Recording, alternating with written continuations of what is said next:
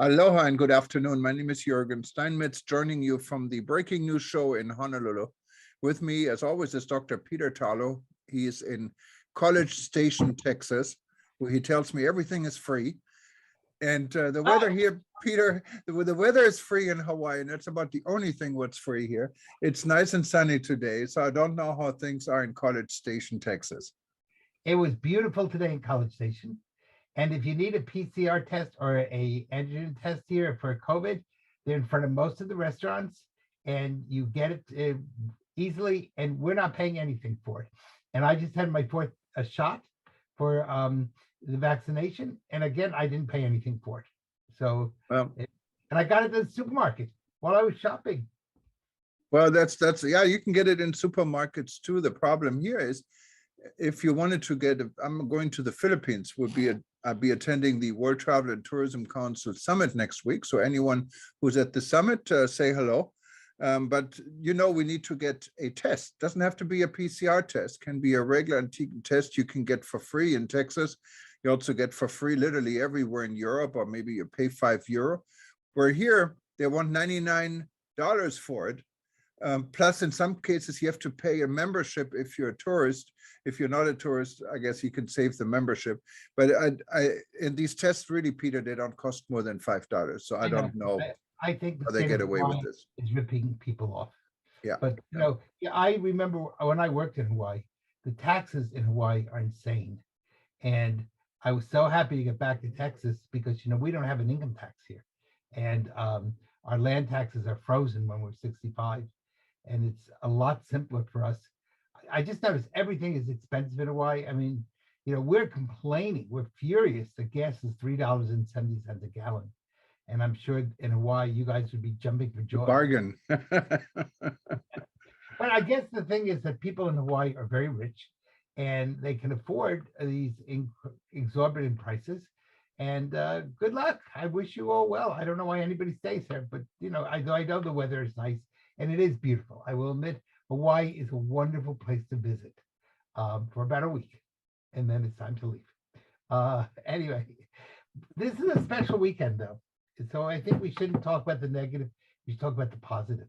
Because this is one of the rare occasions when the Muslim world is celebrating Ramadan this weekend. They've been celebrating it, but it's certainly celebrating this weekend. Friday night, begins the Jewish holiday of Passover.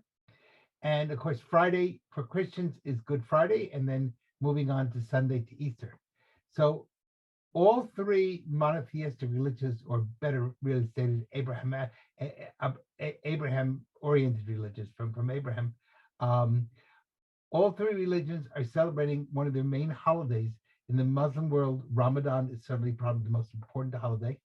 In the Christian world, the concept from Good Friday to Easter is really the essence of Christianity, and it's much more important religiously than Christmas. And in the Jewish world, though it's not our high holiday, Passover really is the essence of who we are. If it had not been for Passover, we would be slaves. And so the whole concept of freedom and liberty is there. And I think we could not so much speak about maybe the religious aspects of each one of them, but the fact that they're coming together is kind of symbolic on the fact that tourism should be bringing people together. Yeah, and we shouldn't leave out, I mean, in the Christian, like in the Orthodox Church, this holiday, I believe, is a week later, right? So it still goes on. This is an entire weekend in the Muslim world. It also goes for a long time. Yeah, and a week later in the Orthodox Church comes at the end of the Passover celebration. So it overlaps again, because Passover goes on for 8 days. Now, in the Catholic world, they've been having Holy Week. So that was from last Sunday, Palm Sunday, until this Sunday. So they're also on a 7-day system, where ours is a 7-day system. But if you live outside of the land of Israel, you pay an extra day. It's kind of like a fine for living outside of Israel. So for Jews outside of Israel, it's 8 days. For Jews inside of Israel, it's 7 days. But the important thing is, how do we all come together? How do we use tourism, just like this? Religion should be a methodology to bring people together. Tourism should be a methodology to bring people together. It isn't always, but it should be. And the question is, how do we make it the reality, live according to the principle, live according to the dream? Well, And I that, mean, if you look at some areas like in Europe, it's a holiday. There are two holidays, Friday and Monday in many countries. There's holidays in other parts of the world. I'm not sure, but I think there's probably a holiday weekend in Israel yeah, as well. yeah, And people travel because it's always one of the main seasons for travel. That's when people have the time. They can take on off a week or a long weekend. And I know from the time when I grew up in Germany, there was always an Easter holiday in school for 2 weeks. So it was a major time to travel and explore the world and explore other people. And that, of course, contributes to peace. it could. Now, there's another side of that. It could also contribute not to peace. And how would that happen? Well, if we just go someplace, we stay in a resort where we don't really speak to anybody except the servants, the people cleaning the rooms, or the people serving us at the restaurants, then and we don't ever interact with them, then on some levels we're probably breeding resentments. But if we travel and we actually take the time to learn about the place we're going, we take the time to interact with people, we take the time to get to understand their problems and vice versa, then we are contributing to peace. So there's two sides to it. And I think that's also true of religion. Religion can be used to separate. Certainly in the Jewish world, the time around Easter was the scariest time at all, because this is when Christians like to murder us. And certainly for most of European history, this was the most dangerous period of the year. And literally tens of thousands of Jews were murdered because of the holidays around Easter. I'm not saying that's today, but I am saying that certainly that is the tradition. Matter of fact, in Germany, the saying was to make the river Rhine run red with Jewish blood. And and that goes all the way back to the 12th century.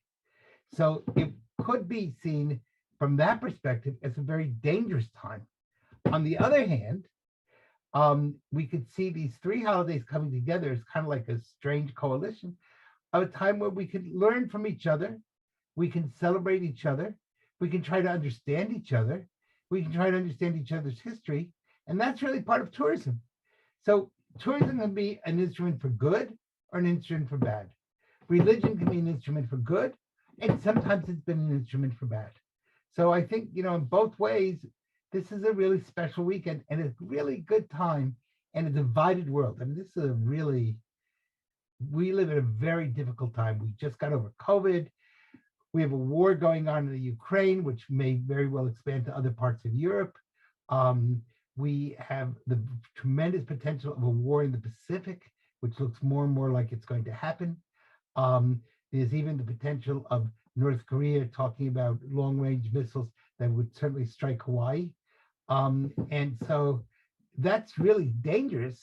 On the other hand, this is a time really, if we come together and appreciate each other and learn to stop looking at what divides us, but rather looking at what unites us, then that could be this could be a wonderful weekend as a launching pad for peace.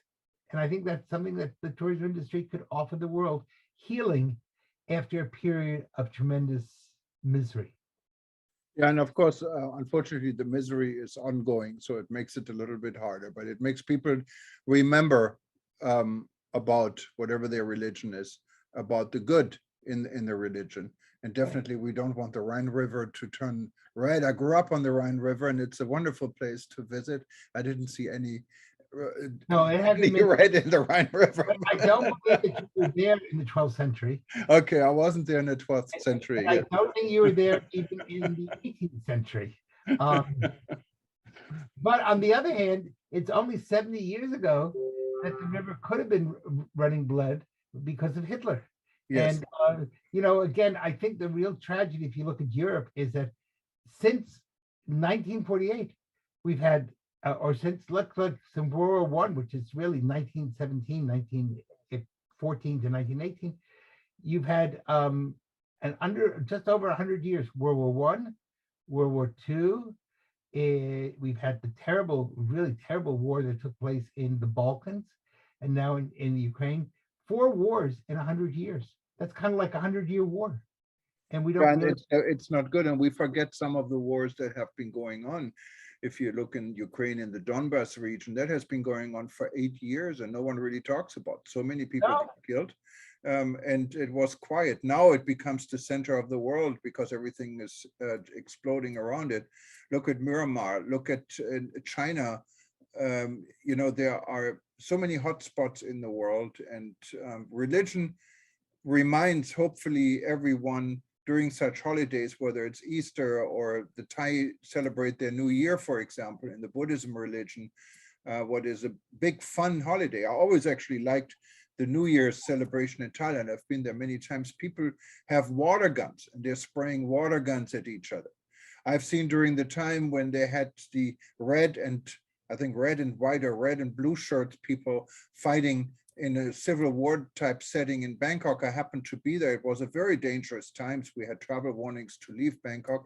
I was there, I never really felt threatened. When I was there during the Songkran, what is their Thai New Year, I saw the soldiers that had machine gun. They also had water pistols and were shooting at people, and the locals were shooting back at the soldiers. So for a few hours, they forgot about all these conflicts.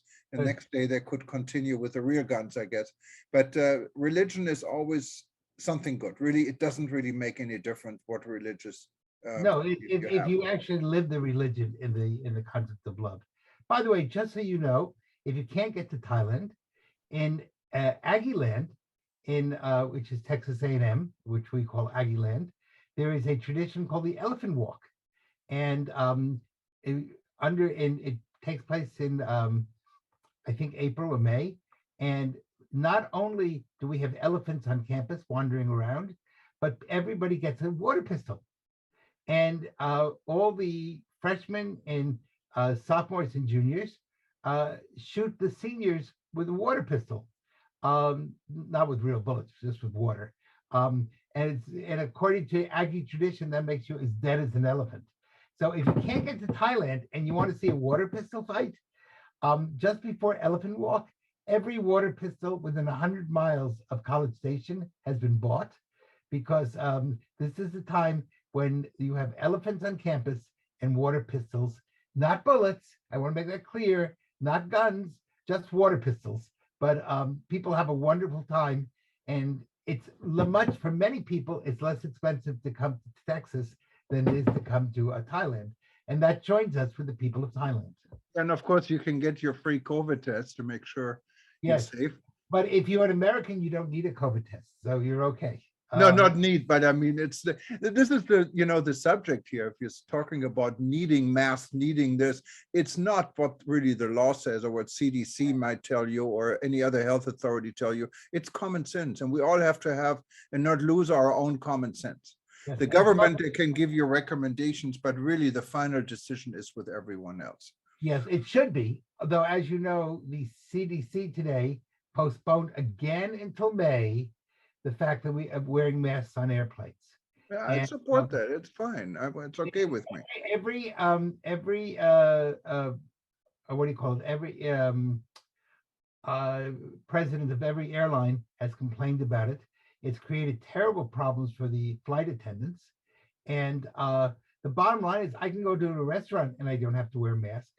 And I can go on a flight though for 1 hour and I do have to wear a mask. And by the way, they don't care if you use a cloth mask.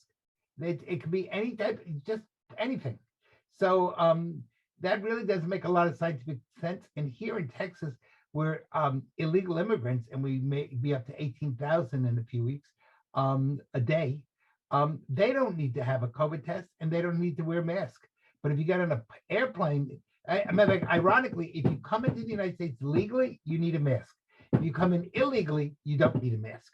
So of course, if you rob a bank, you know, no one asks you about if you wear a mask. I understand that, but I mean, if you really look at the aviation situation, you are, when you go on an airplane, you're forced to be in a room with God knows how many people.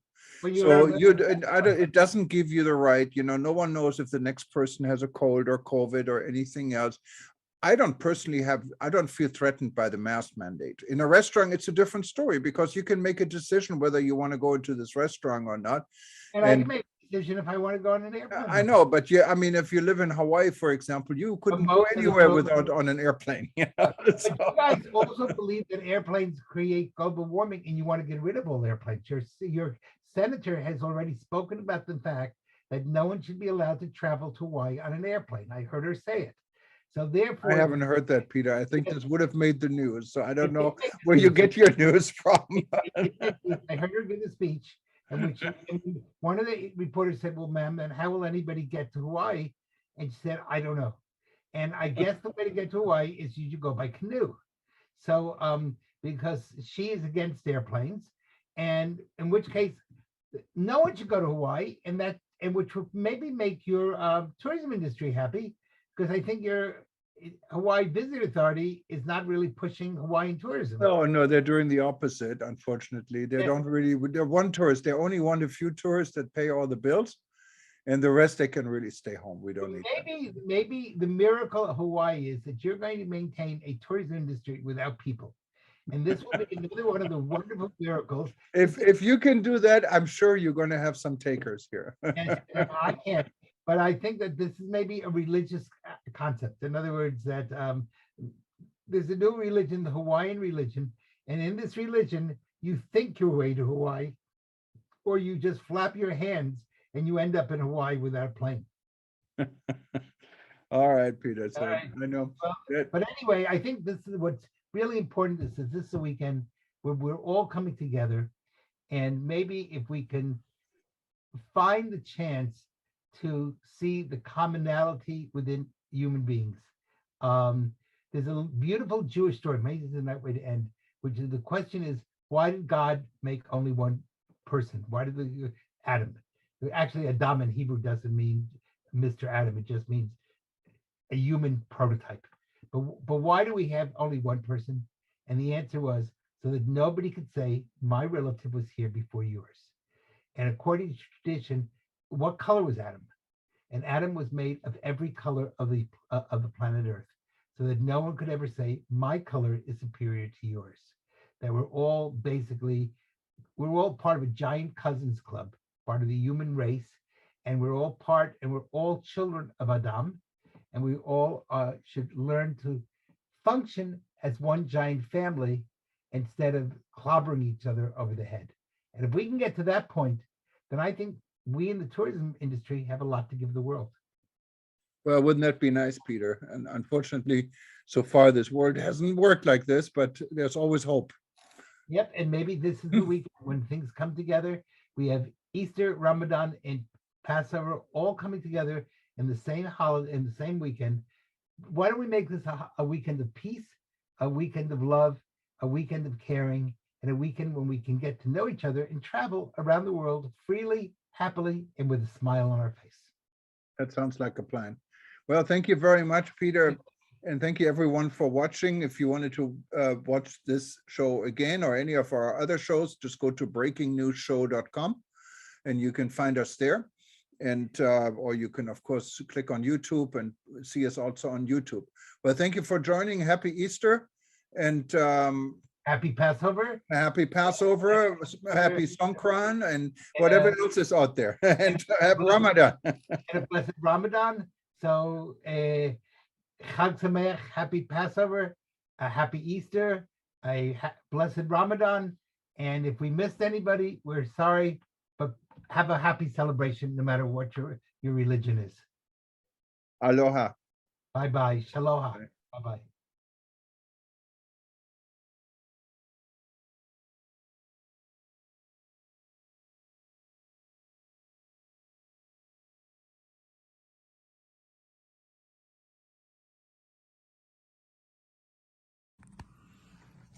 I am Ukraine. I wanted to tell you about myself so we could get to know each other better. On a warm summer day on August 24th, 1991, I was born. I'm only 30, but my roots are strong, extending deep into history. My ancestors were wise and brave and instilled in me a rich culture that shaped who I am. I have my own language, my own traditions, my own cuisine. I have seas and meadows, rivers, deserts, fields, and forests. I am a beautiful woman. And my children are strong, brave, talented, smart, witty, creative, friendly, and free in spirit. I am proud of them, just as every mother is proud of her children. Proud of their inventions, their achievements, their creativity, and their diligence. Yes, I have more than 40 million of them, and like in every large family, they do not always find a common language, but our happy moments always outweighed the bad. All my years have cultivated in them a love for freedom and a desire to be free. But now, war has fallen on my family. Forces are trying to destroy me and my children's freedom, to crush it forever. As in past generations, we faced severe trials. Dark times have fallen upon us again, and my children are forced to protect us, their homes and their families, which they do skillfully despite the difficulties, because we are a real family, united together, supporting each other with our bravery and strength. Today, we fight, but we're not afraid. That's not how we were raised. We will stand, I know. My wounds will heal, and my children will live peaceful lives once more. My name is Ukraine, and I thank you, world, for your support. We will persevere, and when this is all behind us, I'll invite you for a visit. See you soon.